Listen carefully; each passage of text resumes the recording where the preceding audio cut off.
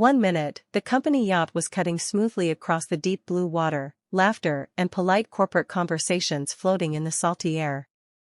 The next, the sky darkened like someone had poured ink over the sun.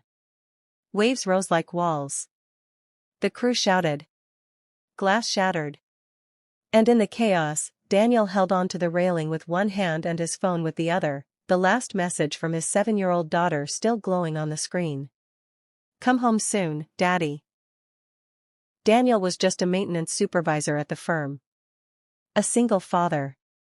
A man who packed school lunches at 6 a.m., braided messy ponytails with clumsy fingers, and read bedtime stories in a tired voice every night. He didn't belong on luxury yachts with executives. But when the boss personally insisted the team attend the celebration cruise, he couldn't say no. Her name was Victoria Hale. Powerful. Precise. Feared in boardrooms. People said she had ice in her veins and numbers in her heart. Daniel had only ever spoken to her twice, once about a building repair budget, and once when she asked why he always left exactly at 5 p.m. "For my daughter," he'd said simply. She hadn't replied. When the yacht went down, Daniel didn't remember much, just the violent cold of the ocean and the desperate instinct to survive. When he woke up, coughing up salt water, the world was quiet. Too quiet. A strip of sand. Broken pieces of wood. Endless ocean. And her. Victoria lay a few feet away, unconscious but breathing. Her designer clothes were torn, her hair tangled with seaweed. For the first time, she didn't look untouchable. She looked human. Daniel staggered to her side, shaking her gently. "Ma'am." "Victoria." She opened her eyes slowly, confusion turning into realization. "We're alive," he whispered. "The first days were brutal. No phones. No signal. No rescue in sight." Daniel built a crude shelter from driftwood. He searched for fresh water. He caught fish with sharpened sticks. Survival mode came naturally to him. Not because he'd trained for it, but because single fatherhood had already taught him endurance. Victoria struggled. Her hands blistered easily. She grew frustrated at the heat, the hunger, the loss of control.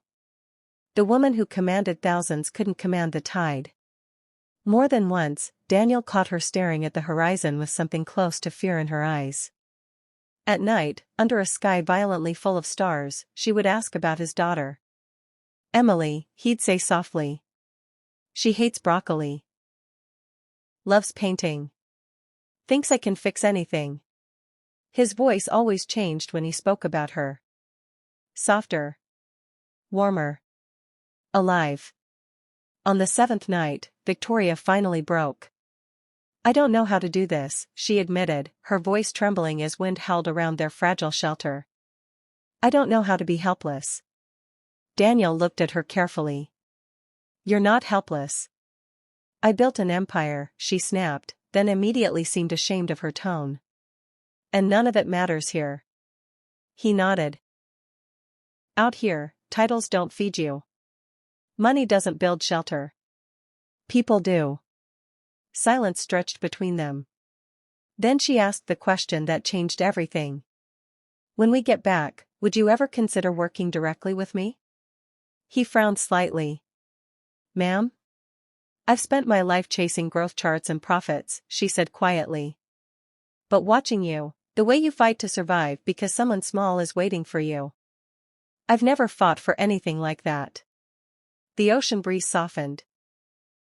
"I don't want to build just companies anymore. I want to build something that matters. Community projects. Family initiatives. Employee childcare. Scholarships." She swallowed hard. "I need someone who understands real life. Not boardrooms. Would you help me?" Daniel stared at her, stunned. He was just a supervisor. A widowed dad who measured success in bedtime smiles. "I'm not an executive," he said slowly. "I don't need another executive," she replied. "I need someone with a heart." For the first time since the crash, her voice wasn't cold. It was vulnerable. Days later, a rescue helicopter finally cut through the sky. The island shrank beneath them as they were lifted back into the world of headlines and flashing cameras. CEO survives shipwreck. Luxury yacht disaster. Reporters swarmed. Daniel slipped quietly back to his small apartment, to tiny arms wrapping around his waist and a tearful "You came back, Daddy." He held Emily tighter than ever before. 2 weeks later, a black car pulled up outside his building. Victoria stepped out, not in power suits, but in something simpler. Inside that same apartment where drawings covered the fridge, she laid out her proposal. A new division in the company. Family first policies. Paid childcare centers inside office buildings. Scholarships for single parents. And at the center of it, Daniel as Director of Community Development. The salary would change his life. But more importantly, so would the mission. "You saw me at my weakest," she said quietly. "And you didn't treat me like a title. You treated me like a person." That island stripped away everything I thought made me strong. Emily peeked from behind the hallway, curious. Victoria knelt down to her level. "Your dad is very brave," she said gently. "He saved my life." Daniel felt emotion rise in his chest. That night, after Emily fell asleep, he stood by the window, city lights flickering like distant stars. On the island, survival had been about getting home. Now home was about building something bigger than himself. He accepted. Months later, childcare centers opened across company campuses. Single parents who once hid their struggles were given support. Scholarships carried Emily's name. Employees spoke about feeling seen. Not just measured. And sometimes, during late meetings, Victoria would glance at Daniel and say quietly, "Straw."